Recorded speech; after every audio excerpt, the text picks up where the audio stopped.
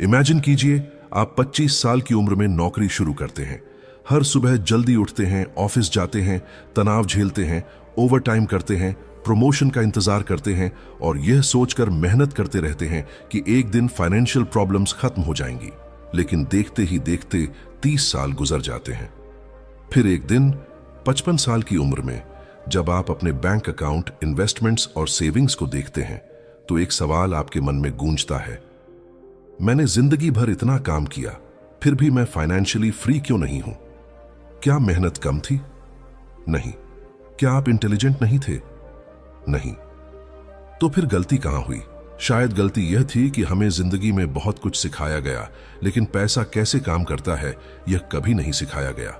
School ने नहीं सिखाया, कॉलेज ने नहीं सिखाया, किसी ने नहीं बताया कि वेल्थ बनाने के भी कुछ रूल्स होते हैं। और जब रूल्स नहीं पता होते तो इंसान पूरी जिंदगी गेम खेलता रहता है लेकिन जीत नहीं पाता। यही वजह है कि कुछ लोग साधारण परिवार से निकलकर करोड़पति बन जाते हैं, जबकि कुछ लोग अच्छी सैलरी होने के बावजूद ईएमआई, बिल्स और फाइनेंशियल स्ट्रेस के चक्र से कभी बाहर नहीं निकल पाते। सच सच बताइए, जब आपकी सैलरी अकाउंट में आती है तो सबसे पहले क्या होता है? ईएमआई कटती है, बिल्स भरते हैं, शॉपिंग होती है, कुछ ऑनलाइन ऑर्डर्स आते हैं और महीने के आखिर में बचता क्या है? ज्यादातर लोगों के लिए जवाब है बहुत कम या लगभग कुछ भी नहीं। और फिर वही साइकिल अगले महीने दोबारा शुरू हो जाती है, साल दर साल। लेकिन चौंकाने वाली बात यह है कि समस्या आपकी इनकम नहीं है, समस्या वह सिस्टम है जिससे आप पैसे को हैंडल करते हैं। किसी ने बहुत पावरफुल बात कही थी, गरीब पैदा होना आपकी गलती नहीं है, लेकिन अगर पूरी जिंदगी सीखने और मौके मिलने के बाद भी आप फाइनेंशियली कमजोर रह जाते हैं तो शायद आपने वेल्थ की लैंग्वेज सीखने की कोशिश नहीं की। क्योंकि दुनिया का हर फाइनेंशियली सक्सेसफुल इंसान एक लैंग्वेज जरूर जानता है, मनी की लैंग्वेज। और अगर मैं आपसे कहूं कि वेल्थ कोई गिफ्ट नहीं है, वेल्थ कोई एक्सीडेंट नहीं है और वेल्थ सिर्फ लकी लोगों के लिए रिजर्व्ड भी नहीं है, बल्कि वेल्थ एक स्किल है, बिल्कुल वैसे ही जैसे ड्राइविंग सीखना, स्विमिंग सीखना या कंप्यूटर चलाना सीखना। फर्क सिर्फ इतना है कि इस स्किल को सीख लेने के बाद आपकी आने वाली 5, 10 या 20 साल की जिंदगी पूरी तरह बदल सकती है। आज की इस ऑडियो बुक समरी में हम डॉक्टर नीरज तिवारी की किताब वेल्थ इज अ स्किल के सबसे पावरफुल लेसन्स को समझेंगे। यह किताब आपको ओवरनाइट मिलियनेयर बनने का सपना नहीं दिखाती, बल्कि वह प्रिंसिपल्स सिखाती है जिनकी मदद से ऑर्डिनरी लोग भी एक्स्ट्रॉर्डिनरी फाइनेंशियल फ्यूचर बना सकते हैं। इसलिए इस वीडियो को अंत तक जरूर देखिए, क्योंकि हो सकता है कि अगले कुछ मिनट में आपको वह नॉलेज मिल जाए जो आने वाले 30 साल बदल दे। Chapter 1, wealth is not luck, it is a skill. ज्यादातर लोग वेल्थ को पूरी तरह गलत तरीके से समझते हैं। जब भी वे किसी सक्सेसफुल बिजनेसमैन, इन्वेस्टर या फाइनेंशियली फ्री व्यक्ति को देखते हैं तो अक्सर कहते हैं उसकी किस्मत अच्छी थी, उसे सही समय पर सही मौका मिल गया, या उसके पास रिसोर्सेज थे इसलिए वह अमीर बन गया। पहली नजर में ये बातें सही लग सकती हैं, लेकिन ऑथर कहते हैं कि यह सिर्फ आधी सच्चाई है। सच्चाई इससे कहीं ज्यादा गहरी है। अगर वेल्थ सिर्फ लक का खेल होती तो हर लॉटरी विनर जिंदगी भर अमीर रहता। अगर वेल्थ सिर्फ फैमिली बैकग्राउंड पर डिपेंड करती तो दुनिया में कभी कोई सेल्फ मेड मिलियनेयर या बिलियनेयर नहीं बनता। लेकिन रियलिटी इसके बिल्कुल उलट है। दुनिया में हजारों ऐसे लोग हैं जिन्होंने बिल्कुल साधारण परिस्थितियों से शुरुआत की और फिर अपनी फाइनेंशियल लाइफ को पूरी तरह बदल दिया। इसे एक आसान एग्जाम्पल से समझते हैं। मान लीजिए 2 दोस्त हैं, राहुल और विकास। दोनों एक ही कंपनी में काम करते हैं, दोनों की उम्र लगभग बराबर है और दोनों की मंथली सैलरी 50,000 है। शुरुआत में दोनों की फाइनेंशियल कंडीशन बिल्कुल एक जैसी है, लेकिन दोनों के डिसीजंस अलग हैं। राहुल हर महीने जो कमाता है उसका ज्यादातर हिस्सा खर्च कर देता है। नया smartphone, branded clothes, weekend outings, online shopping और कई इंपल्सिव परचेसेस उसकी इनकम का बड़ा हिस्सा खा जाती है। दूसरी तरफ विकास भी वही 50,000 रुपये कमाता है, लेकिन वह हर महीने अपनी इनकम का एक हिस्सा सेव करता है। वह इन्वेस्टिंग के बारे में सीखता है, फाइनेंस से जुड़ी बुक्स पढ़ता है, पॉडकास्ट्स सुनता है और धीरे धीरे अपनी फाइनेंशियल नॉलेज बढ़ाता है। अब जरा 5 साल आगे बढ़ते हैं। दोनों की सैलरी शायद बढ़ चुकी होगी, लेकिन उनकी फाइनेंशियल रियलिटी एक जैसी नहीं होगी। राहुल अभी भी सैलरी का इंतजार कर रहा होगा, जबकि विकास के पास सेविंग्स, इन्वेस्टमेंट्स और फाइनेंशियल कॉन्फिडेंस होगा। सैलरी दोनों की बराबर थी, शुरुआत दोनों ने एक जैसी की थी, लेकिन रिजल्ट पूरी तरह अलग निकला। ऐसा क्यों हुआ? क्योंकि वेल्थ इनकम से नहीं बनती, वेल्थ स्किल से बनती है। पैसा कमाना एक स्किल है, पैसा बचाना एक स्किल है, पैसा इन्वेस्ट करना एक स्किल है, और सबसे महत्वपूर्ण, पैसा बढ़ाना और उसे सुरक्षित रखना भी एक स्किल है। ऑथर कहते हैं कि वेल्थ का मतलब सिर्फ ज्यादा पैसा होना नहीं है। वेल्थ का मतलब है अपने पैसों को इस तरह मैनेज करना कि वह आपके लिए काम करे। पैसा आना वेल्थ नहीं है, पैसा संभालना वेल्थ है, पैसा बढ़ाना वेल्थ है, पैसा प्रोटेक्ट करना वेल्थ है, और यही स्किल्स वेल्थ क्रिएशन की असली फाउंडेशन बनाती हैं। अब यहां एक बहुत इंटरेस्टिंग सवाल पैदा होता है। अगर वेल्थ वास्तव में एक स्किल है, तो फिर स्कूल और कॉलेज हमें यह स्किल क्यों नहीं सिखाते? और यही सवाल हमें इस किताब के अगले सबसे महत्वपूर्ण लेसन की ओर लेकर जाता है, जहां हम फाइनेंशियल एजुकेशन की असली ताकत को समझेंगे। Chapter 2, the importance of financial education. Author इस चैप्टर में एक ऐसी सच्चाई बताते हैं जो शायद सुनने में साधारण लगे, लेकिन लाखों लोगों की फाइनेंशियल लाइफ को प्रभावित करती है। वे कहते हैं कि दुनिया में बहुत से हाईली एजुकेटेड लोग फाइनेंशियली स्ट्रेस्ड हैं। किसी के पास इंजीनियरिंग की डिग्री है, किसी के पास MBA है, कोई डॉक्टर है, कोई गवर्नमेंट ऑफिसर है, तो कोई बड़ी मल्टीनेशनल कंपनी में काम कर रहा है। बाहर से देखने पर लगता है कि उनके पास सब कुछ है, अच्छी इनकम है, सम्मान है और एक स्टेबल करियर है। लेकिन फिर भी महीने के आखिर में कई लोग फाइनेंशियल प्रेशर महसूस करते हैं। सेविंग्स कम होती है, इन्वेस्टमेंट्स नहीं होते, और फ्यूचर को लेकर अनसर्टेनिटी बनी रहती है। सवाल यह है कि ऐसा क्यों होता है? ऑथर कहते हैं कि इसका कारण एजुकेशन की कमी नहीं, बल्कि फाइनेंशियल एजुकेशन की कमी है। ट्रेडिशनल एजुकेशन हमें नौकरी पाने, एग्जाम पास करने और प्रोफेशनल स्किल्स सीखने में मदद करती है, लेकिन फाइनेंशियल एजुकेशन हमें सिखाती है कि पैसे को कैसे मैनेज करना है। दोनों में उतना ही अंतर है जितना एक पावरफुल कार और उसे चलाने की स्किल में होता है। इमेजिन कीजिए कि आपके पास दुनिया की सबसे महंगी और पावरफुल कार है, लेकिन आपको ड्राइविंग नहीं आती। क्या सिर्फ कार होने से आप अपनी डेस्टिनेशन तक पहुंच जाएंगे? बिल्कुल नहीं। उसी तरह हाई इनकम होना काफी नहीं है। अगर मनी मैनेजमेंट की स्किल नहीं है, तो अच्छी इनकम भी फाइनेंशियल फ्रीडम की गारंटी नहीं दे सकती। फाइनेंशियल एजुकेशन का मतलब सिर्फ पैसा कमाना नहीं है। इसका मतलब है यह समझना कि पैसा कैसे बचाया जाए, कैसे इन्वेस्ट किया जाए, कैसे असेट्स बनाए जाए और कैसे वेल्थ को समय के साथ बढ़ाया जाए। ऑथर बताते हैं कि फाइनेंशियल इग्नोरेंस यानी पैसों के बारे में जानकारी की कमी बहुत महंगी साबित हो सकती है। कई लोग पूरी जिंदगी मेहनत करते हैं, लेकिन वेल्थ क्रिएट नहीं कर पाते क्योंकि उन्हें कंपाउंडिंग, इन्वेस्टिंग और एसेट क्रिएशन की बेसिक अंडरस्टैंडिंग नहीं होती। मान लीजिए 2 लोग हर महीने 5,000 रुपए इन्वेस्ट करते हैं। पहला व्यक्ति 25 साल की उम्र से शुरुआत करता है, जबकि दूसरा 35 साल की उम्र से। दोनों समान अमाउंट इन्वेस्ट कर रहे हैं, लेकिन रिटायरमेंट तक पहले व्यक्ति के पास कई गुना ज्यादा वेल्थ हो सकती है। कारण सिर्फ इतना है कि उसने समय का एडवांटेज लिया। यही फाइनेंशियल एजुकेशन की असली ताकत है। यह आपको सिर्फ नॉलेज नहीं देती, बल्कि आपको सही समय पर सही डिसीजंस लेने की समझ देती है। लेकिन ऑथर कहते हैं कि फाइनेंशियल एजुकेशन का सबसे पावरफुल हिस्सा अभी बाकी है, क्योंकि वेल्थ सिर्फ नंबर्स और इन्वेस्टमेंट्स का खेल नहीं है, यह माइंडसेट का भी खेल है। और अगले चैप्टर में हम जानेंगे कि कैसे आपकी सोच, आपके बिलीफ्स और पैसे के प्रति आपका नजरिया आपकी फाइनेंशियल डेस्टिनी को तय करता है। Chapter 3, your money mindset creates your financial destiny. अब तक आपने समझ लिया है कि वेल्थ कोई एक्सीडेंट नहीं है और फाइनेंशियल एजुकेशन उसकी मजबूत फाउंडेशन है। लेकिन ऑथर इस चैप्टर में एक ऐसी चीज के बारे में बात करते हैं जिसे ज्यादातर लोग नजरअंदाज कर देते हैं। यह चीज न तो स्टॉक मार्केट है, न इन्वेस्टमेंट स्ट्रैटेजी और न ही कोई बिजनेस आइडिया। यह है आपका मनी माइंडसेट। ऑथर कहते हैं कि वेल्थ बैंक अकाउंट में बनने से पहले इंसान के दिमाग में बनती है। दूसरे शब्दों में कहें तो आपकी फाइनेंशियल रियलिटी की शुरुआत आपकी सोच से होती है। जरा अपने आसपास के लोगों को याद कीजिए। बहुत से लोग बचपन से ऐसी बातें सुनते हुए बड़े होते हैं, पैसा कमाना बहुत मुश्किल है, अमीर लोग बेईमान होते हैं, हम जैसे लोग कभी अमीर नहीं बन सकते। या पैसा ही सारी समस्याओं की जड़ है। धीरे धीरे ये बातें उनके सबकॉन्शियस माइंड का हिस्सा बन जाती हैं। फिर जब जीवन में कोई अपॉर्चुनिटी सामने आती है तो वे अक्सर डर, संदेह या नकारात्मक सोच की वजह से पीछे हट जाते हैं। उन्हें लगता है कि सफलता उनके लिए नहीं बनी है।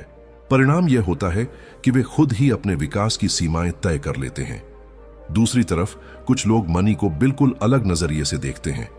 वे मानते हैं कि पैसा कोई बुरी चीज नहीं है, बल्कि एक टूल है। मनी अपॉर्चुनिटीज क्रिएट कर सकता है, फैमिली को सिक्योरिटी दे सकता है, बेहतर एजुकेशन दिला सकता है और जीवन में फ्रीडम ला सकता है। यही माइंडसेट का अंतर है। एक व्यक्ति हर सिचुएशन में समस्या देखता है, जबकि दूसरा उसी सिचुएशन में अवसर खोजता है। एक व्यक्ति रिस्क के डर से कुछ नया करने से बचता है, जबकि दूसरा व्यक्ति सीखकर कैलकुलेटेड रिस्क लेना सीखता है। एक व्यक्ति सैलरी को अपनी फाइनेंशियल जर्नी का अंतिम पड़ाव मानता है, जबकि दूसरा सैलरी को वेल्थ बिल्डिंग की शुरुआत समझता है।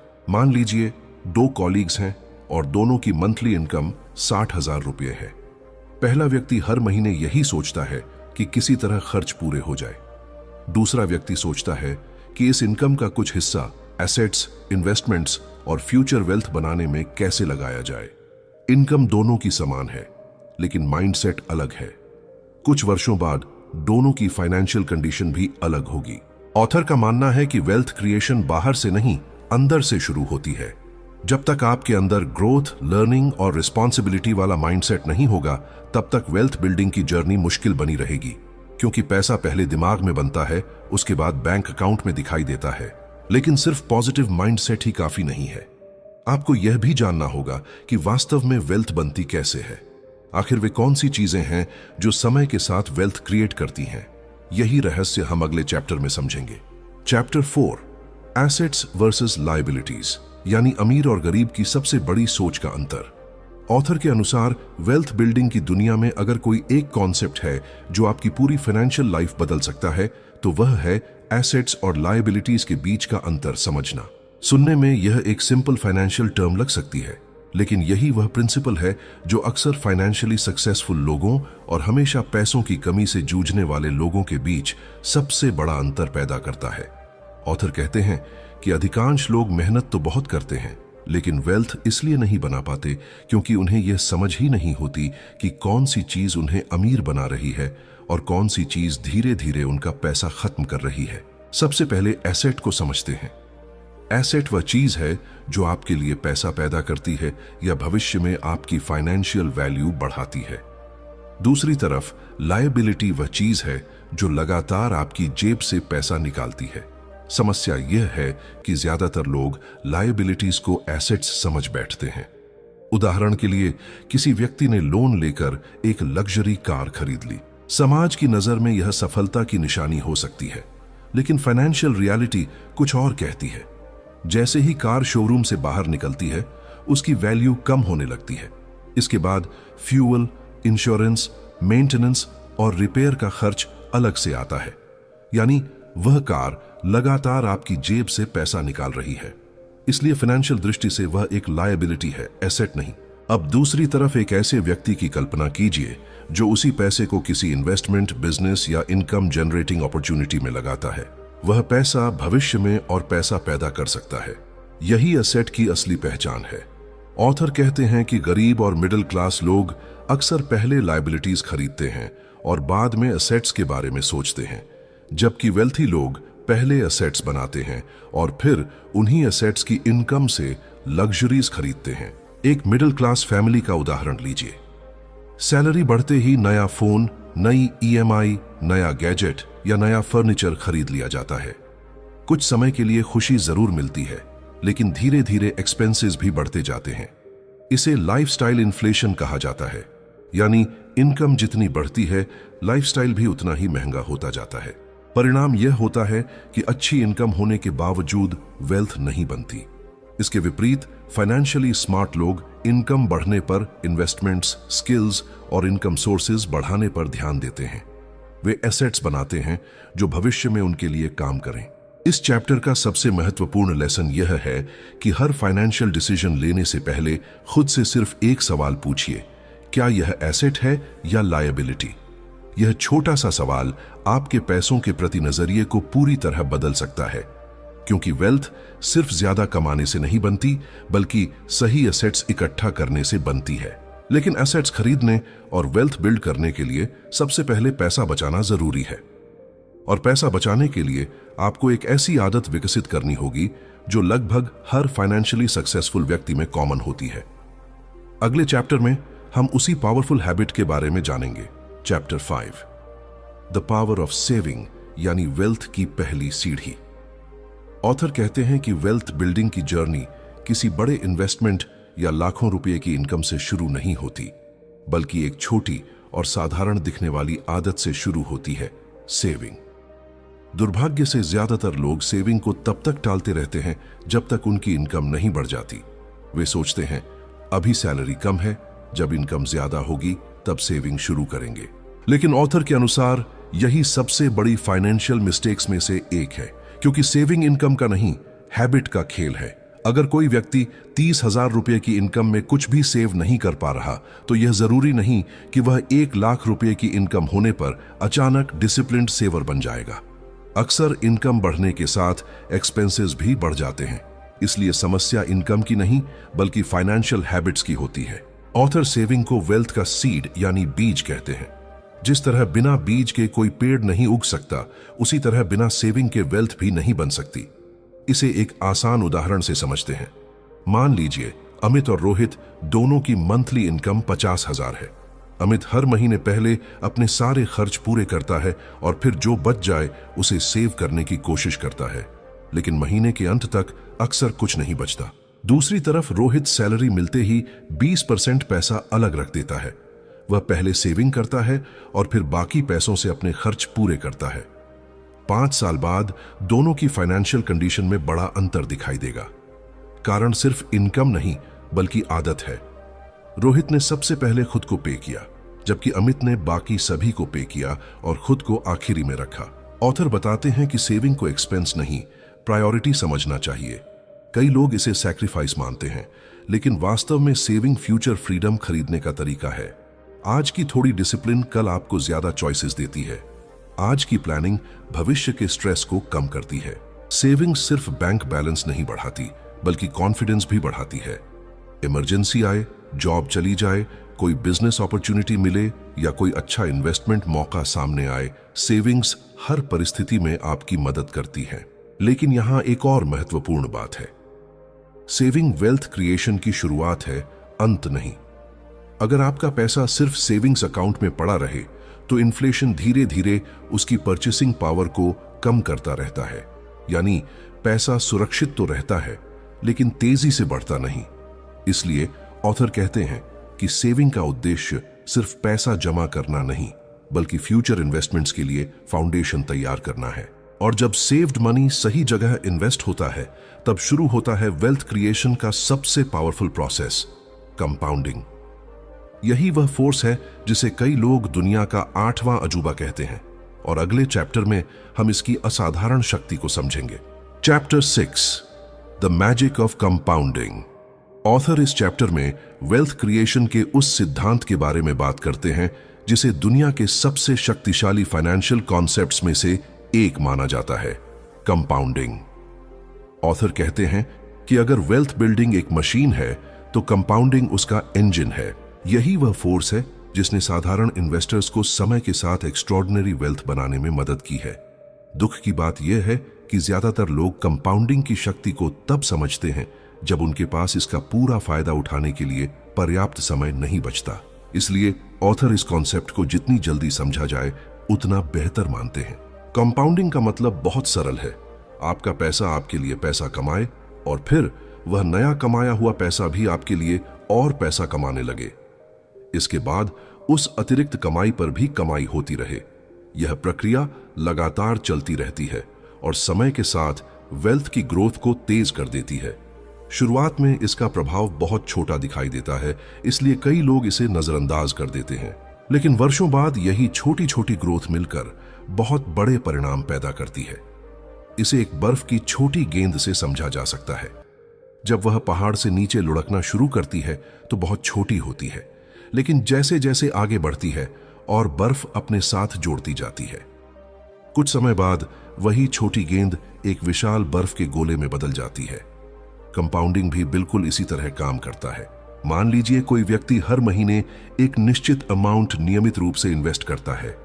पहले कुछ वर्षों तक उसे लग सकता है कि ग्रोथ बहुत धीमी है, लेकिन 10, 15 या 20 साल बाद उसका इन्वेस्टमेंट जिस गति से बढ़ता है वह कई लोगों के लिए आश्चर्यजनक होता है। यही कारण है कि सफल इन्वेस्टर्स पेशेंस और कंसिस्टेंसी को इतना महत्व देते हैं। ऑथर कहते हैं कि वेल्थ क्रिएशन कोई स्प्रिंट नहीं है जहां आपको तुरंत परिणाम मिल जाए। यह एक मैराथन है जहां जीत उसी व्यक्ति की होती है जो लंबे समय तक लगातार बना रहता है। इस चैप्टर का सबसे बड़ा लेसन है start early. Perfect opportunity, perfect market condition या परफेक्ट टाइमिंग का इंतजार मत कीजिए। लर्निंग शुरू कीजिए, सेविंग शुरू कीजिए और इन्वेस्टिंग शुरू कीजिए, क्योंकि वेल्थ बनाने में सबसे महत्वपूर्ण फैक्टर आपकी इन्वेस्टमेंट अमाउंट नहीं बल्कि समय होता है। जितना ज्यादा समय कंपाउंडिंग को मिलेगा उतना बड़ा परिणाम मिलेगा। यही कारण है कि जल्दी शुरुआत करने वाला व्यक्ति अक्सर देर से शुरुआत करने वाले व्यक्ति से बहुत आगे निकल जाता है, भले ही उसकी इनकम कम क्यों ना हो। लेकिन ऑथर यहां एक और महत्वपूर्ण सवाल उठाते हैं। यदि वेल्थ को तेजी से बढ़ाना है तो केवल कंपाउंडिंग ही काफी नहीं है। आपके पास इन्वेस्ट करने के लिए अधिक कैपिटल भी होना चाहिए, और कैपिटल बढ़ाने का सबसे प्रभावी तरीका है अपनी इनकम बढ़ाना।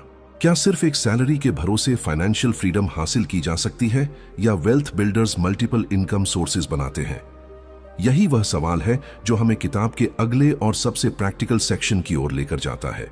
चैप्टर 7, इंक्रीज योर इनकम, यानी सिर्फ बचत से अमीर नहीं बना जा सकता। अब तक आपने सीखा कि सेविंग वेल्थ की फाउंडेशन है, इन्वेस्टिंग ग्रोथ का रास्ता है और कंपाउंडिंग वेल्थ क्रिएशन का पावरफुल इंजन है। लेकिन ऑथर इस चैप्टर में एक ऐसी बात बताते हैं जिसे बहुत से लोग नजरअंदाज कर देते हैं। वे कहते हैं कि सिर्फ खर्च कम करके कोई व्यक्ति वास्तव में अमीर नहीं बन सकता। हाँ, अननेसेसरी एक्सपेंसेस को कंट्रोल करना जरूरी है, लेकिन वेल्थ क्रिएशन का दूसरा और उतना ही महत्वपूर्ण हिस्सा है अपनी इनकम बढ़ाना। अगर आप सिर्फ बचत पर फोकस करते रहेंगे और अर्निंग कैपेसिटी को नहीं बढ़ाएंगे तो आपकी फाइनेंशियल ग्रोथ एक सीमा के बाद रुक सकती है। ऑथर बताते हैं कि बहुत से लोग पूरी जिंदगी कॉस्ट कटिंग में लगे रहते हैं। वे सस्ते कपड़े खरीदते हैं, आउटिंग कम करते हैं, बजट फोन इस्तेमाल करते हैं और हर खर्च को कम करने की कोशिश करते हैं। इसमें कोई बुराई नहीं है, लेकिन अगर इनकम सालों तक वही बनी रहे तो वेल्थ क्रिएशन की स्पीड भी सीमित रहेगी। इसीलिए फाइनेंशियली सक्सेसफुल लोग सिर्फ खर्च कम करने के बारे में नहीं सोचते, बल्कि अपनी अर्निंग पावर बढ़ाने के तरीकों पर भी काम करते हैं। इसे एक सरल उदाहरण से समझिए। मान लीजिए आपकी मंथली इनकम 30,000 रुपये है और आप उसमें से 10% सेव करते हैं, यानी हर महीने 3,000 रुपये बचते हैं। लेकिन अगर आपने नई स्किल सीखकर अपनी इनकम 60,000 रुपये कर ली तो वही 10% सेविंग अब 6,000 हो जाएगी। यानी बिना सेविंग रेट बदले ही आपकी वेल्थ क्रिएशन की स्पीड 2 गुनी हो गई। यही कारण है कि वेल्थी लोग खुद पर इन्वेस्टमेंट करने को सबसे महत्वपूर्ण इन्वेस्टमेंट मानते हैं। वे नई स्किल्स सीखते हैं, कम्युनिकेशन इंप्रूव करते हैं, टेक्नोलॉजी को समझते हैं, सेल्स और मार्केटिंग सीखते हैं, लीडरशिप डेवलप करते हैं और लगातार खुद को अपग्रेड करते रहते हैं, क्योंकि स्किल्स इनकम बढ़ाती हैं और इनकम वेल्थ बिल्डिंग को तेज करती है। कल्पना कीजिए 2 लोगों की। पहला व्यक्ति 10 साल तक वही स्किल इस्तेमाल करता है जो उसने करियर की शुरुआत में सीखी थी। दूसरा व्यक्ति हर साल कुछ नया सीखता है और खुद को मार्केट की जरूरतों के अनुसार अपग्रेड करता रहता है। 10 साल बाद दोनों की अर्निंग पावर में बहुत बड़ा अंतर हो सकता है। ऑथर का सबसे महत्वपूर्ण संदेश यह है कि आपका सबसे वैल्यूएबल एसेट आपका बैंक बैलेंस नहीं है। आपका सबसे बड़ा एसेट आपकी अर्निंग एबिलिटी है। अगर आपके पास स्किल्स हैं, नॉलेज है और वैल्यू क्रिएट करने की क्षमता है तो आप वेल्थ दोबारा बना सकते हैं। लेकिन अगर स्किल्स नहीं है तो मिली हुई वेल्थ को लंबे समय तक बनाए रखना भी मुश्किल हो सकता है। अब यहां एक और महत्वपूर्ण सवाल सामने आता है। यदि आपकी इनकम अच्छी है तो क्या सिर्फ एक इनकम सोर्स पर निर्भर रहना सुरक्षित है, या फाइनेंशियली सक्सेसफुल लोग अपने लिए इनकम के कई रास्ते बनाते हैं? यही महत्वपूर्ण लेसन हम अगले चैप्टर में सीखेंगे। चैप्टर 8, मल्टीपल इनकम स्ट्रीम्स, यानी एक पैर पर खड़े मत रहिए। ऑथर इस चैप्टर में वेल्थ क्रिएशन का एक ऐसा प्रिंसिपल बताते हैं जिसे समझने के बाद आप पैसों को देखने का अपना नजरिया बदल सकते हैं। ऑथर कहते हैं कि फाइनेंशियल वर्ल्ड में सबसे बड़ा रिस्क कई बार वही होता है जिसे अधिकांश लोग सबसे सुरक्षित समझते हैं, और वह है सिर्फ एक इनकम सोर्स पर निर्भर रहना। बहुत से लोग ये मानते हैं कि अगर उनके पास एक अच्छी नौकरी है और हर महीने सैलरी समय पर आ रही है तो उनकी फाइनेंशियल लाइफ पूरी तरह सुरक्षित है। लेकिन रियलिटी यह है कि कोई भी इनकम सोर्स हमेशा के लिए गारंटीड नहीं होता। जरा सोचिए, अगर आपकी पूरी फाइनेंशियल लाइफ सिर्फ एक सैलरी पर टिकी हुई है और अचानक कंपनी डाउनसाइजिंग शुरू कर दे, इंडस्ट्री में बदलाव आ जाए या किसी कारणवश आपकी जॉब चली जाए, तो क्या होगा? ऐसी स्थिति में आपकी इनकम तुरंत रुक सकती है, लेकिन आपके खर्च नहीं रुकेंगे। EMI, bills, house hold expenses और फैमिली रिस्पॉन्सिबिलिटीज पहले की तरह चलती रहेंगी। यही कारण है कि वेल्थी लोग केवल एक इनकम सोर्स पर निर्भर नहीं रहते। वे धीरे धीरे अपने लिए इनकम के कई रास्ते बनाते हैं। ध्यान देने वाली बात यह है कि वे एक इनकम सोर्स छोड़कर दूसरा नहीं बनाते। वे पहले सोर्स के साथ दूसरा जोड़ते हैं, फिर तीसरा और फिर चौथा। यह प्रोसेस धीरे धीरे होता है।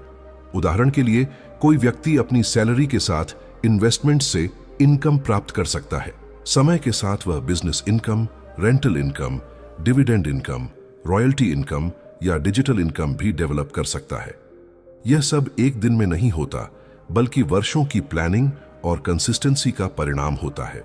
एक स्कूल टीचर ट्यूशन क्लासेस शुरू कर सकता है, एक ऑफिस एम्प्लॉय फ्रीलांसिंग कर सकता है, एक प्रोफेशनल ऑनलाइन कोर्स या डिजिटल प्रोडक्ट बना सकता है, एक इन्वेस्टर डिविडेंड्स और कैपिटल गेन्स के जरिए इनकम जनरेट कर सकता है। आइडिया बहुत सिंपल है। आपकी फाइनेंशियल लाइफ जितने अधिक मजबूत पिलर्स पर खड़ी होगी, उतनी ही स्टेबल और सिक्योर होगी। अगर किसी कारण से एक पिलर कमजोर हो जाए तो बाकी पिलर्स आपको सपोर्ट दे सकते हैं। लेकिन ऑथर यहां एक महत्वपूर्ण वार्निंग भी देते हैं। मल्टीपल इनकम स्ट्रीम्स का मतलब हर नई अपॉर्चुनिटी के पीछे भागना नहीं है। कई लोग एक साथ बहुत सारी चीजें शुरू कर देते हैं और किसी में भी एक्सेलेंस हासिल नहीं कर पाते।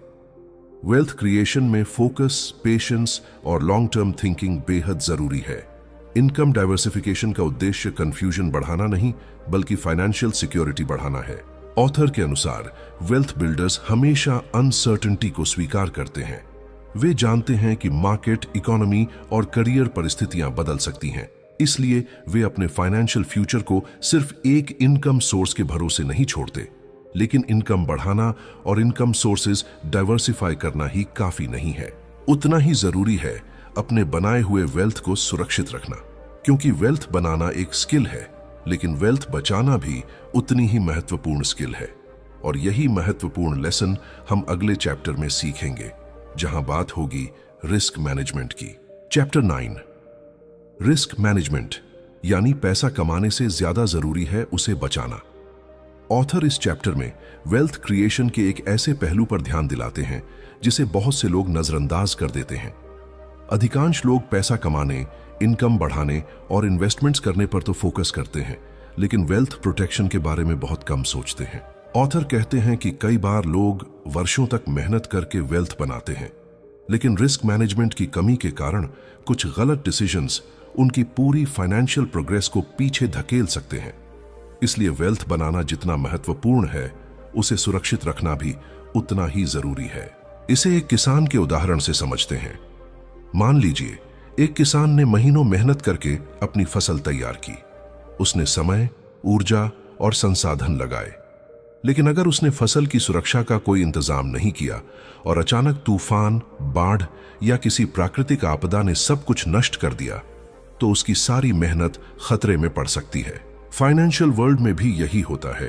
अगर आपने वेल्थ तो बना ली, लेकिन उसे प्रोटेक्ट करने की प्लानिंग नहीं की, तो कोई गलत इन्वेस्टमेंट, फाइनेंशियल इमरजेंसी या अनियोजित जोखिम आपकी स्थिति को कमजोर कर सकता है। ऑथर बताते हैं कि रिस्क मैनेजमेंट का मतलब रिस्क से डर कर बैठ जाना नहीं है। इसका मतलब है रिस्क को समझना, उसे मेजर करना और जहां तक संभव हो उसे कंट्रोल करना। उदाहरण के लिए, अपना पूरा पैसा किसी एक इन्वेस्टमेंट में लगा देना एक बड़ा रिस्क हो सकता है, इसी तरह इमरजेंसी फंड न रखना, पर्याप्त इंश्योरेंस न लेना या बिना रिसर्च किए किसी इन्वेस्टमेंट में पैसा डाल देना भी फाइनेंशियल रिस्क को बढ़ा सकता है। समझदार इन्वेस्टर्स इन गलतियों से बचने की कोशिश करते हैं। ऑथर के अनुसार सक्सेसफुल इन्वेस्टर्स और सामान्य इन्वेस्टर्स के बीच सबसे बड़ा अंतर यह नहीं होता कि वे रिस्क लेते हैं या नहीं, बल्कि यह होता है कि वे रिस्क को कैसे हैंडल करते हैं। सक्सेसफुल इन्वेस्टर्स ब्लाइंड रिस्क नहीं लेते। वे पहले सीखते हैं, फिर रिसर्च करते हैं, फैक्ट्स को समझते हैं और उसके बाद डिसीजन लेते हैं। दूसरी तरफ कई लोग ग्रीड और एक्साइटमेंट में आकर ऐसे इन्वेस्टमेंट्स कर बैठते हैं जो उन्हें जल्दी अमीर बनाने का दावा करते हैं। हिस्ट्री गवाह है कि ऐसे शॉर्टकट्स अक्सर नुकसान की ओर ले जाते हैं। इस चैप्टर का सबसे महत्वपूर्ण लेसन है प्रोटेक्ट योर कैपिटल। आपका कैपिटल यानी आपकी मेहनत से कमाया गया पैसा वेल्थ क्रिएशन की पूरी जर्नी की फाउंडेशन है। अगर कैपिटल सुरक्षित रहेगा तो फ्यूचर में ग्रोथ और वेल्थ क्रिएशन के काउंटलेस अपॉर्चुनिटीज हमेशा मिलेंगे। लेकिन अगर कैपिटल का बड़ा हिस्सा खत्म हो गया तो आपको फिर से शुरुआत करनी पड़ सकती है। इसलिए वेल्थ बिल्डिंग को एक डिसिप्लिन्ड प्रोसेस की तरह देखना चाहिए, न कि जल्दी अमीर बनने के खेल की तरह। लेकिन अब एक आखिरी और सबसे महत्वपूर्ण सवाल सामने आता है। फाइनेंशियल वर्ल्ड लगातार बदल रहा है। नई टेक्नोलॉजीज, नए अपॉर्चुनिटीज और नए चैलेंजेस हर साल सामने आते हैं। ऐसे में कोई व्यक्ति लंबे समय तक फाइनेंशियली रेलेवेंट और सक्सेसफुल कैसे बना रह सकता है? इसका जवाब इस किताब के अंतिम और सबसे पावरफुल लेसन्स में छिपा है। Continuous learning. Chapter 10 continuous learning यानी सबसे बड़ा इन्वेस्टमेंट आप खुद हैं। ऑथर इस किताब के अंतिम चैप्टर में वेल्थ क्रिएशन की उस आदत के बारे में बात करते हैं जो लगभग हर फाइनेंशियली सक्सेसफुल व्यक्ति में कॉमन होती है। वह आदत है कंटिन्यूअस लर्निंग। ऑथर कहते हैं कि वेल्थ क्रिएशन कोई डेस्टिनेशन नहीं है जहां एक बार पहुंचने के बाद सब कुछ खत्म हो जाए। यह एक लाइफ लॉन्ग जर्नी है। दुनिया लगातार बदल रही है, टेक्नोलॉजी हर साल नई दिशा में आगे बढ़ रही है, इंडस्ट्रीज इवॉल्व हो रही हैं और अपॉर्चुनिटीज का स्वरूप भी बदलता जा रहा है। ऐसे माहौल में जो व्यक्ति सीखना बंद कर देता है उसकी ग्रोथ भी धीरे धीरे रुकने लगती है। लेकिन जो व्यक्ति लगातार सीखता रहता है वह बदलती दुनिया में भी नए अवसरों को पहचान लेता है और आगे बढ़ता रहता है। ध्यान देने वाली बात यह है कि आज जो स्किल मार्केट में वैल्यूएबल है, जरूरी नहीं कि वह 10 साल बाद भी उतनी ही वैल्यूएबल रहे। कुछ दशक पहले टाइपराइटर चलाना एक वैल्यूएबल स्किल माना जाता था, लेकिन आज उसकी जगह कंप्यूटर्स और डिजिटल टूल्स ने ले ली है। इसी तरह आने वाले वर्षों में भी कई इंडस्ट्रीज और प्रोफेशंस बदलते रहेंगे। इसलिए ऑथर कहते हैं कि लर्निंग को कभी बंद नहीं करना चाहिए। बुक्स पढ़ना, पॉडकास्ट सुनना, कोर्सेज करना, एक्सपर्ट्स से सीखना, अपने एक्सपीरियंसेस से सीखना और अपनी मिस्टेक्स से सीखना, ये सभी लॉन्ग टर्म सक्सेस के महत्वपूर्ण टूल्स हैं। ऑथर के अनुसार सक्सेसफुल लोग लर्निंग को एक्सपेंस नहीं बल्कि इन्वेस्टमेंट मानते हैं। जब आप किसी नई स्किल को सीखते हैं तो वह आपकी अर्निंग कैपेसिटी बढ़ा सकती है। जब आप कोई नई इंसाइट प्राप्त करते हैं तो वह आपको किसी बड़ी फाइनेंशियल मिस्टेक से बचा सकती है। और जब आप नई नॉलेज हासिल करते हैं तो वह आपको ऐसे अपॉर्चुनिटीज दिखा सकती है जिन्हें बाकी लोग देख ही नहीं पाते। यही कारण है कि सेल्फ डेवलपमेंट और फाइनेंशियल ग्रोथ एक दूसरे से गहराई से जुड़े हुए हैं। इसे एक सरल उदाहरण से समझिए। मान लीजिए 2 लोग एक ही नौकरी और एक जैसी इनकम से शुरुआत करते हैं। पहला व्यक्ति अगले 10 साल तक वही नॉलेज इस्तेमाल करता है जो उसने शुरुआत में सीखी थी। दूसरी तरफ दूसरा व्यक्ति हर साल खुद को अपग्रेड करता है, नई स्किल्स सीखता है और मार्केट की जरूरतों को समझता रहता है। 10 साल बाद दोनों की फाइनेंशियल रियलिटी पूरी तरह अलग हो सकती है। कारण सिर्फ इतना है कि मार्केट लर्निंग, ग्रोथ और अडेप्टेबिलिटी को रिवॉर्ड करता है। इस चैप्टर का सबसे बड़ा लेसन यह है कि आपकी सबसे बड़ी एसेट आपका घर, आपकी कार या आपका बैंक बैलेंस नहीं है। आपकी सबसे बड़ी एसेट आपकी नॉलेज, स्किल्स और सीखने की क्षमता है। यही एसेट्स ऐसी हैं जिन्हें कोई रिसेशन, मार्केट क्रैश या आर्थिक संकट आपसे नहीं छीन सकता। इसलिए ऑथर बार बार याद दिलाते हैं कि सबसे बड़ा इन्वेस्टमेंट किसी स्टॉक, प्रॉपर्टी या बिजनेस में नहीं बल्कि खुद में किया गया इन्वेस्टमेंट होता है। और अब समय आ गया है कि हम इस पूरी किताब के सभी लेसन्स को एक साथ जोड़ें, क्योंकि वेल्थ का असली फॉर्मूला किसी एक चैप्टर में नहीं छिपा है। वह पूरी जर्नी में छिपा है, जिसे हम फाइनल कंक्लूजन में समझेंगे। तो आइए अब इस पूरी किताब की जर्नी को एक बार फिर से जोड़ते हैं। जब हमने इस ऑडियो बुक समरी की शुरुआत की थी, तब हमने एक बहुत महत्वपूर्ण सवाल पूछा था। क्या अमीर बनना किस्मत का खेल है? क्या कुछ लोग सिर्फ इसलिए सफल हो जाते हैं क्योंकि उन्हें अच्छे मौके मिल जाते हैं, या फिर वेल्थ बनाने के पीछे कोई ऐसा प्रिंसिपल है जिसे कोई भी इंसान सीख सकता है? अब इस पूरी किताब को समझने के बाद जवाब बिल्कुल साफ दिखाई देता है। वेल्थ लक का खेल नहीं है। वेल्थ एक स्किल है, और किसी भी स्किल की तरह इसे भी सीखा जा सकता है, डेवलप किया जा सकता है, प्रैक्टिस किया जा सकता है और समय के साथ मास्टर भी किया जा सकता है। ऑथर पूरी किताब में बार बार एक ही बात पर जोर देते हैं कि वेल्थ किसी एक बड़े डिसीजन, किसी जैकपॉट या किसी ओवरनाइट सक्सेस स्टोरी से नहीं बनती। वेल्थ छोटे छोटे डिसीजन से बनती है। उन डिसीजन से जो आप हर दिन लेते हैं। आप अपना पैसा कैसे खर्च करते हैं, कितना सेव करते हैं, क्या सीखते हैं, किन लोगों के साथ समय बिताते हैं, किस तरह इन्वेस्ट करते हैं, और सबसे महत्वपूर्ण, वेल्थ के बारे में क्या सोचते हैं। यही छोटी छोटी आदतें और डिसीजंस मिलकर आपकी फाइनेंशियल फ्यूचर को शेप देते हैं। जरा एक पल के लिए कल्पना कीजिए कि कोई व्यक्ति अगले 10 साल तक डिसिप्लिन्ड सेविंग करता है, नियमित रूप से इन्वेस्टिंग करता है, अपनी स्किल्स को इंप्रूव करता है, फाइनेंशियल एजुकेशन प्राप्त करता है और इमोशनल डिसीजंस की जगह लॉजिकल डिसीजंस लेना सीख जाता है। क्या उसकी फाइनेंशियल लाइफ आज जैसी रहेगी? शायद नहीं। यही इस किताब की सबसे बड़ी खूबसूरती है। ये आपको ओवरनाइट मिलियनेयर बनने के सपने नहीं दिखाती। ये आपको रियलिटी सिखाती है। ये आपको प्रोसेस सिखाती है। ये आपको उन प्रिंसिपल से परिचित कराती है जो लंबे समय में वेल्थ क्रिएट करते हैं। और सबसे महत्वपूर्ण बात, यह आपको अपनी फाइनेंशियल लाइफ की रिस्पॉन्सिबिलिटी लेना सिखाती है।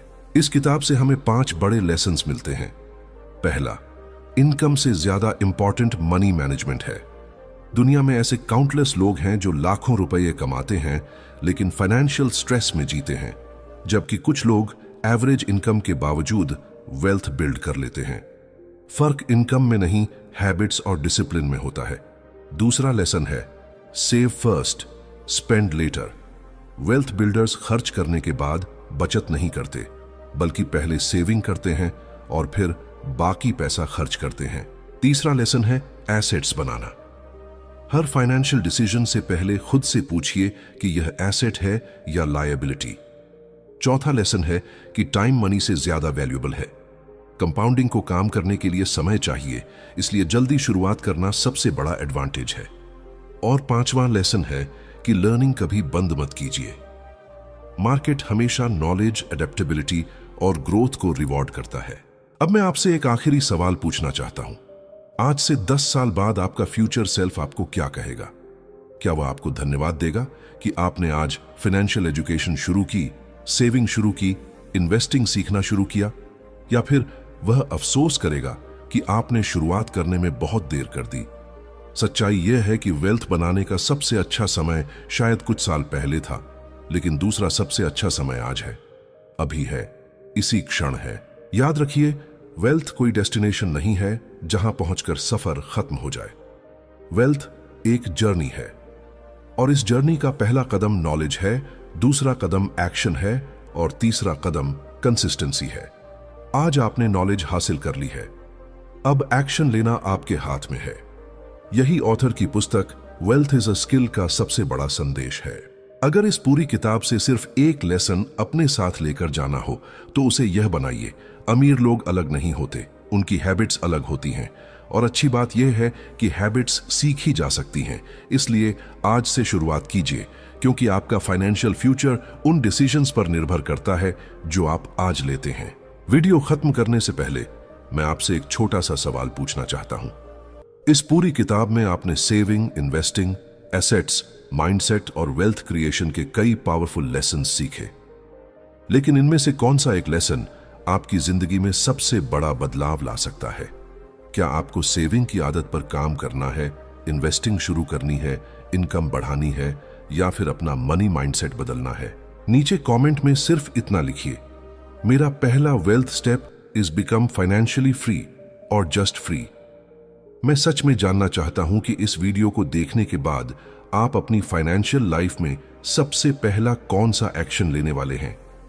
आपका एक कमेंट शायद किसी दूसरे व्यूअर को भी अपनी फाइनेंशियल जर्नी शुरू करने की इंस्पिरेशन दे दे, क्योंकि वेल्थ इज अ स्किल आपको पैसा बनाने की सोच सिखाती है, लेकिन SIP आपको उस सोच को रियलिटी में बदलने का प्रैक्टिकल रोड मैप देती है। और हाँ, मैं आपसे वही मिलूंगा।